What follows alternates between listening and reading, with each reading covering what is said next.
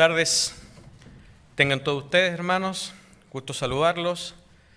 Reciban también un afectuoso saludo quienes están conectados por internet. La verdad es que sabemos que tenemos hermanos conectados en el sur, en el norte, en Santiago también. Un cariñoso saludo también a Clarita, que ojalá siga con su recuperación como ha estado hasta el momento.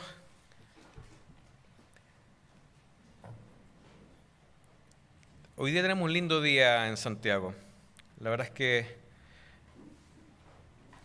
me sorprendió un poquito la temperatura, está muy agradable.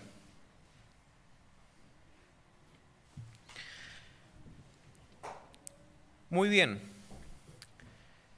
Esta tarde he querido traer una reflexión con ustedes, unas frases o dichos que la otra vez lo escuché y que me llamaron la atención, que no lo había escuchado hace mucho tiempo, pero quisiera quizás partir con lo siguiente. Creo que estamos todos de acuerdo en algo, que ser cristiano, no es fácil.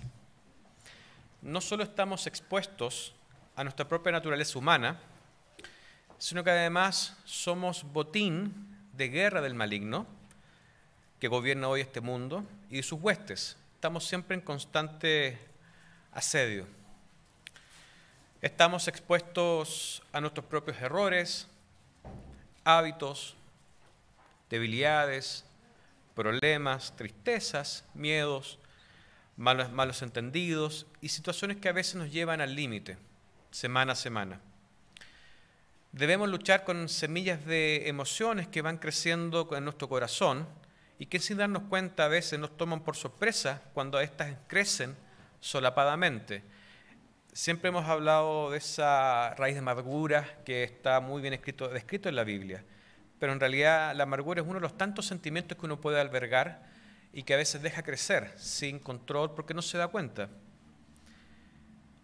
No en vano Dios nos advirtió en las Escrituras sobre evaluarnos antes de estar en este camino. Y para eso acompáñenme a Lucas 14.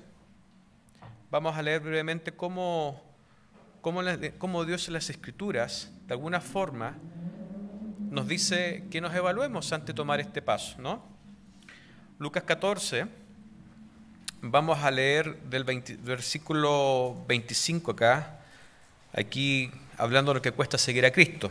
Y dice así: grandes multitudes iban con él y volviéndose les decía: si alguno viene a mí y no aborrece a su padre, madre, mujer, hijos, hermanos, hermanas y hasta su propia vida, no puede ser mi discípulo. El que no lleva su cruz y viene en pos de mí, no puede ser mi discípulo. ¿Quién de vosotros, queriendo edificar una torre, no se sienta primero y calcula los gastos a ver si tiene lo que necesita para acabarla? Versículo 29.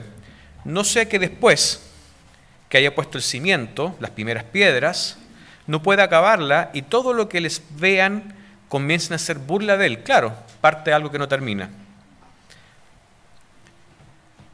Versículo 30 diciendo: este hombre comenzó a edificar y no pudo acabar. ¿O qué rey al marchar a la guerra contra otro rey no se sienta primero y considera si puede hacer frente con 10.000 al que viene contra él con 20.000? Se ve un poquito desalentador, pero por otro lado, cuando iniciamos este camino estábamos llenos de fe, de esperanza y energía, pues tenemos el Espíritu Santo que mora en nosotros, y con Él, como hemos sabido y como sabemos y como hemos aprendido, ya sea por teoría o en práctica, con Él podemos hacer frente a las adversidades de la vida y a los embates del maligno. Conocemos muy bien lo que significa tener a Dios de nuestra parte. Efesios 6, el capítulo por excelencia que se lee cuando hablamos de qué significa estar con Dios. Leemos del versículo 10 al 18, no vayan para allá, pero leemos el famoso capítulo de la armadura de Dios. Efesios 6 se lee del 10 al 18, en donde no solo nos relata cómo Dios nos fortalece, sino además contra quiénes estamos luchando. Como les comentaba, no vamos a recorrer esos versículos que son realmente esperanzadores, revigorizantes, pero siempre es bueno de tanto en tanto leer ese capítulo de esperanza. Sin embargo, toda enseñanza de la Biblia no tiene uso ni ayuda si no la aplicamos. Si leemos ese capítulo, ¿verdad? Vemos la vida de los profetas, la vida de los apóstoles, cómo ellos se sintieron apoyados por Dios y cómo nosotros eso nos da energía con lecciones, enseñanzas, pero si no las aplicamos, solo las leemos, no nos ayudan. Como cristianos, hermanos, es nuestra responsabilidad ser activos en nuestra carrera espiritual. Anticiparnos las artimañas de Satanás, artimañas, trampas, lisa y llanamente.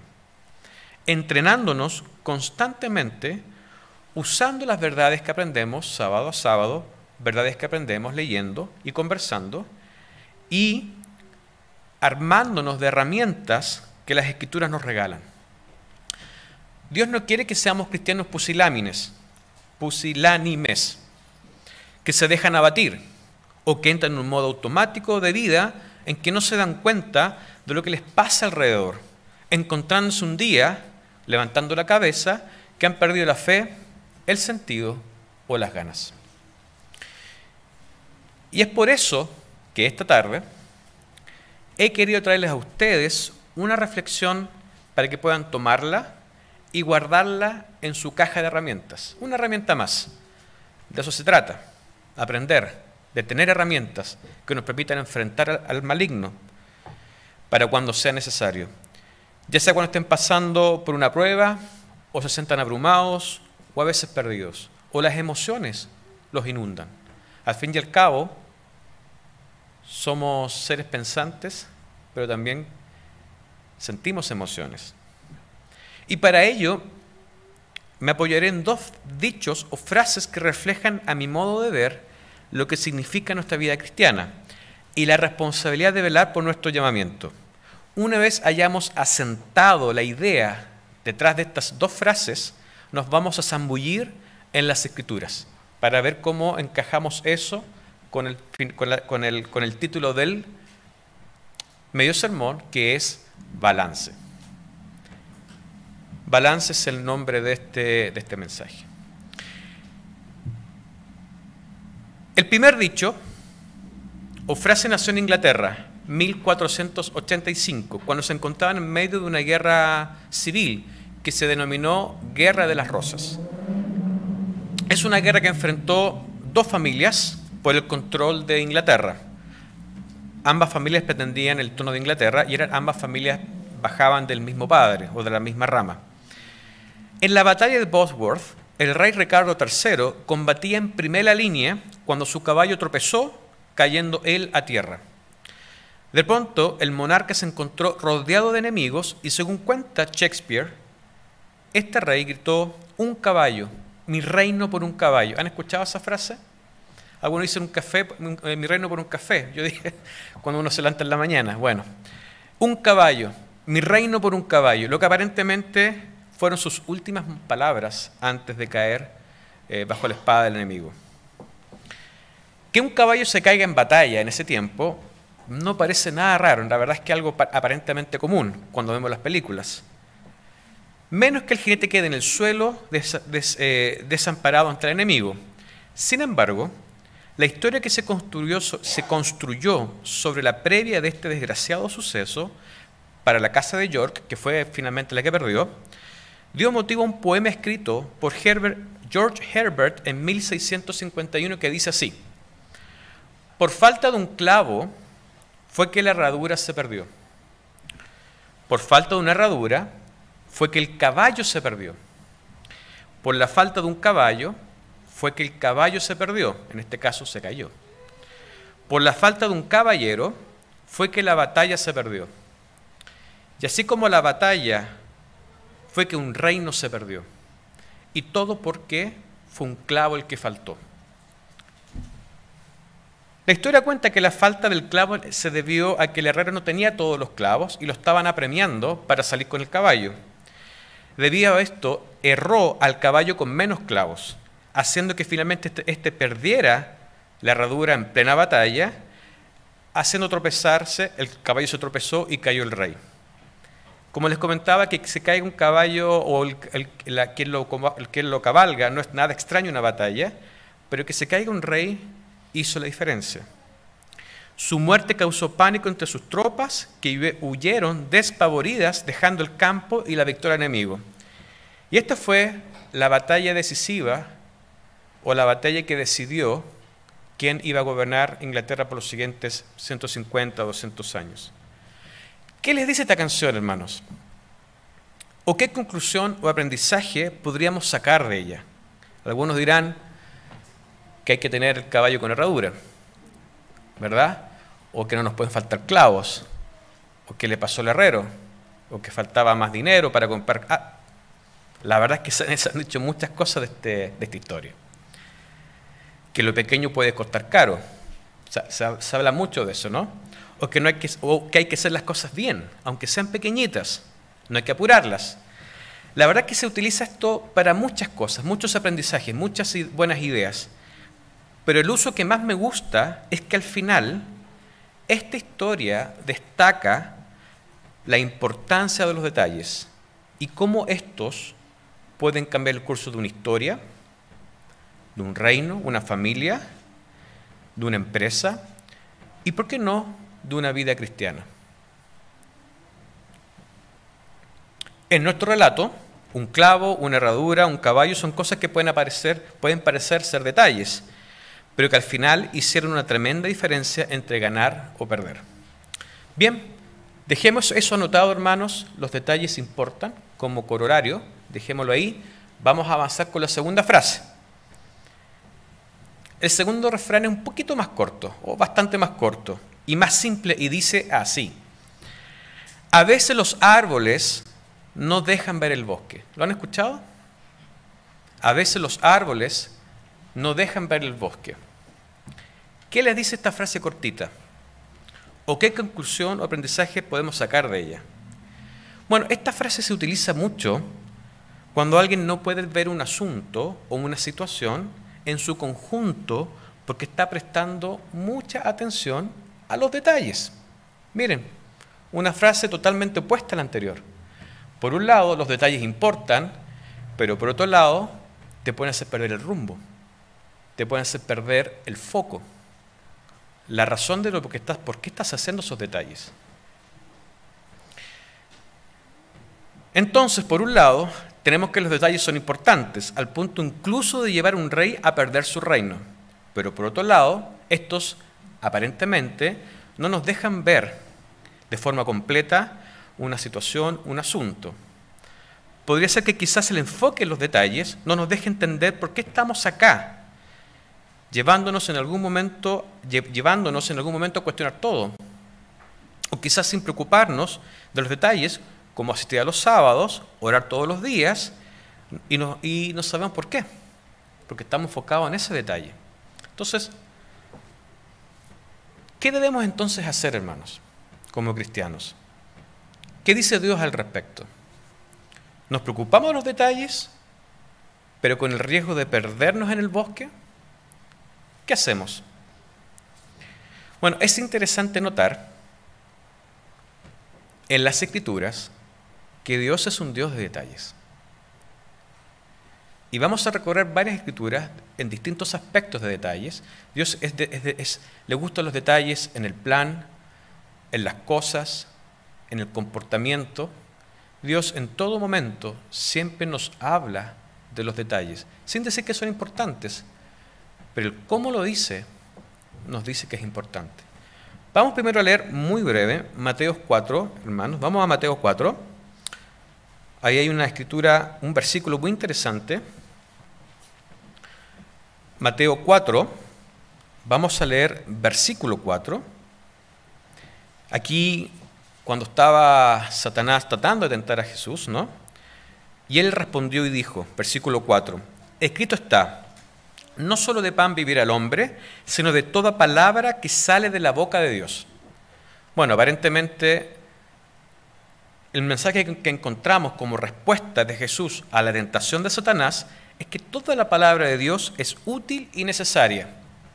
Por lo tanto, todo detalle de su palabra es útil y necesaria, con todos sus detalles, con todos sus colores y tamaños. Y acá no hay distinción. La palabra en su todo es importante. Los detalles de Dios también los vemos en la creación. Hay un sinnúmero de escrituras donde se alaban la creación de Dios. Vamos a ver una en particular que me gusta mucho. Veamos una de estas que está en Job. Vamos a Job, en donde acá, como ustedes saben, es una historia, un relato muy interesante respecto a Job como el justo, ¿no? Y vamos a leer en el capítulo 37, unos versículos del 14 al 18. Y dice esto: escucha esto, Job, partiendo en el versículo 14. Detente y considera las maravillas de Dios. ¿Sabes tú cómo Dios las pone en concierto y hace resplandecer la luz de su nube? ¿Has conocido tú las diferencias de las nubes, las maravillas del perfecto en sabiduría? 17. Porque están calientes tus vestidos cuando Él sosiega la tierra con el viento del sur. ¿Extendiste tú con Él los cielos, firmes como un espejo fundido? Y aquí, en todo este capítulo de Job, va relatando la perfección de la creación de Dios. Hay un sinnúmero también de escrituras, en Salmos, por ejemplo, cómo el salmista alaba la creación de Dios, y un sinnúmero de otras escrituras. Vemos entonces Dios le puso mucho detalle a su creación. No fue algo al azar, se preocupó de cada aspecto. Cada aspecto en el universo está sincronizado. Y no solo se puede apreciar los detalles de las cosas que Dios creó, escritas en la Biblia, sino que además en los detalles de nuestro comportamiento y sentir. Dios aprecia estos detalles. Vamos a Mateo para leer ese ejemplo, Mateos, y vamos a leer en el capítulo 26, acompáñame el capítulo 26, desde el versículo 6, y dice así, partiendo del versículo 6. Y estando Jesús en Betania, en casa de Simón el leproso, vino a él una mujer, con un vaso de alabastro de perfume de gran precio, y lo derramó sobre la cabeza de él, estando sentado a la mesa. Al ver esto, los discípulos se enojaron diciendo: ¿para qué este desperdicio? Porque esto podía haberse vendido a un gran precio y haberse dado a los pobres. Y entendiendo Jesús, les dijo: ¿por qué molestáis a esta mujer? Pues ha hecho conmigo una buena obra. Un detalle, ¿verdad? Se acercó a él y lo ungió con un perfume caro. Porque siempre tendréis pobres con vosotros, pero a mí no siempre me tendréis. Porque el derramar este perfume sobre mi cuerpo lo ha hecho a fin de prepararme para la sepultura.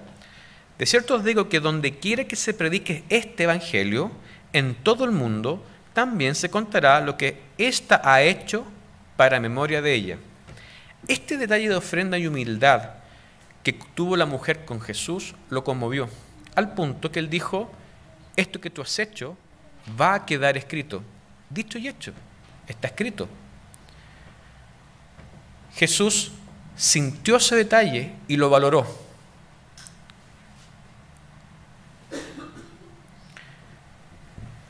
Nosotros como cristianos debemos preocuparnos de todos esos detalles. Los detalles de las cosas que hacemos, los detalles de lo que decimos, de lo que pensamos, de lo que deseamos, de los detalles que otros hacen por nosotros. Pero como siempre, hay una trampa. Lo que yo llamo la trampa de los detalles. Y los fariseos son un excelente ejemplo de cómo los detalles nos dejan ver el bosque. Hagamos un resumen entonces, hermanos. Hablamos que, primero que nada, la carrera cristiana es dura. Sí, no es fácil. Pero tenemos a Dios al lado, ¿verdad? Y también Dios, ¿qué nos pide? Que nos esforcemos, que seamos, enfrentemos en forma preventiva, anticipada las artimañas del maligno. ¿Y cómo se hace eso? Aprendiendo y haciendo. Leyendo, estudiando, escuchando, pero haciendo. Y en el hacer descubrimos que está esto de que los detalles importan, pero a veces los detalles no nos dejan ver el bosque. Y luego entendimos que a Dios le gustan los detalles, ¿verdad? Entonces como que todo va encajando en una forma. Pero también está la trampa de los detalles. Y Dios puso su ejemplo en la Biblia para nuestro conocimiento. Como les dije, la trampa de los detalles. Los fariseos son un excelente ejemplo de cómo los detalles no dejan de ver el bosque. Acompáñenme a Mateo 23, capítulo 23.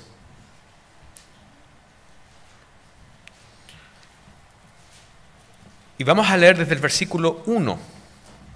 Aquí, cuando Jesús acusa a escribas y fariseos, ¿verdad? Por la forma en que ellos como eran. Versículo 1. Entonces habló Jesús a la gente y a sus discípulos, diciendo: en la cátedra de Moisés se sientan los escribas y los fariseos. Así que, todo lo que os digan que guardéis, guardadlo y hacedlo, mas no hagáis conforme a sus obras, porque dicen y no hacen. Porque atan cargas pesadas y difíciles de llevar y las ponen sobre los hombros de los hombres, pero ellos ni con un dedo quieren moverlas. Las cargas a las que Jesús se refería acá son las tradiciones orales, la interpretación que los fariseos hacían de la ley. Estos hombres no le hacían la vida más fácil a la gente, por el contrario, las desmotivaban, sino que insistían en que todo el mundo obedeciera reglas que se convirtieron en una carga pesada. Se preocuparon tanto de los detalles que le parecían pertinentes para mostrarse más santos, ¿no? Al punto que cuando tuvieron a Jesús enfrente de sus ojos, no lo vieron.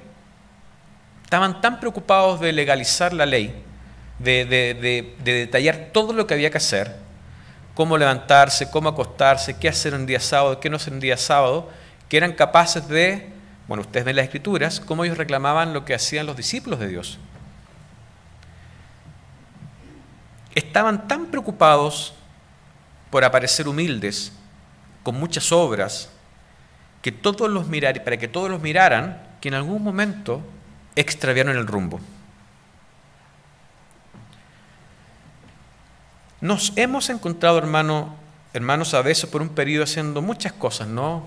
De repente pasó el mes, quién sabe cómo fue mayo, pasó mayo, estamos en junio y estamos terminando junio.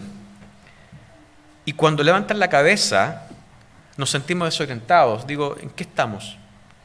Algo perdidos, tratando de entender qué estamos haciendo o por qué. Porque la vida es una vorágine de cosas, ¿no? Nosotros, hermanos, debemos procurar los detalles que nuestra profesión exige. Así como Dios se preocupa de los detalles, ¿verdad? Es decir, nosotros como cristianos debemos preocuparnos de los detalles, así como Dios se preocupa de los detalles. Pero debemos además evitar extraviarnos en el bosque, de no perder nuestro objetivo por el cual hemos sido llamados, de no olvidar nuestro potencial humano, de no olvidar cuál es la meta y qué nos espera. Entonces, tenemos el desafío de ser cristianos preocupándose de todos los detalles. Tenemos por otro lado el desafío de no perdernos en eso, de no caer en lo fariseico, de no caer en cosas que de repente no tienen sentido, detalles que no tienen sentido. ¿Y cómo se logra eso, hermanos? No olvidando nunca el por qué estamos acá, no olvidando nunca nuestra meta, no olvidando nunca por qué Dios nos llamó. Acompáñame a 1 Timoteo para recorrer esa meta, para recorrer el objetivo, la misión. 1 Timoteo 2, ¿verdad?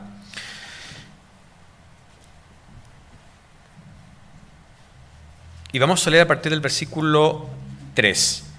Y dice, porque esto es bueno y agradable delante de Dios nuestro Salvador. 4. El cual quiere que todos los hombres sean salvos y vengan al conocimiento de la verdad.